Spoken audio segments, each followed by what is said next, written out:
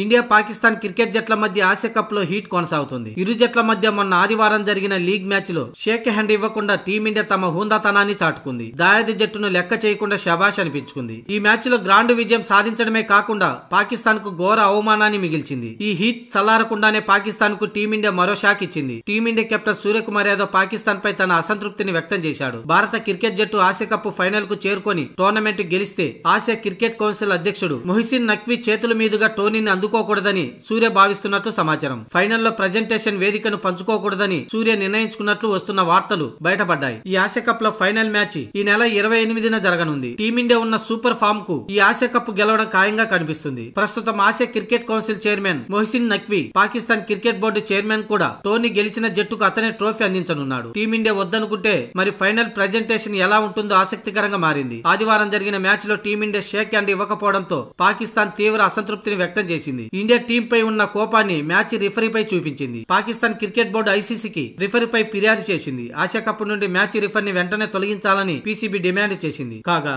Dubai లో జరిగిన match లో భారత్ ఘన విజయం సాధించింది. అయితే ఈ మ్యాచ్ ముగిసిన తర్వాత భారత ఆటగాళ్లు పాకిస్తాన్ ఆటగాళ్లతో కరచాలనం చేసేందుకు నిరాకరించారు. విజయం తర్వాత టీమిండియా ఆటగాళ్లు నేరుగా డ్రెస్సింగ్ రూమ్ కి వెళ్లిపోయారు. ఈ చర్య పట్ల పాకిస్తాన్ తీవ్ర నిరాశ వ్యక్తం చేస్తుంది.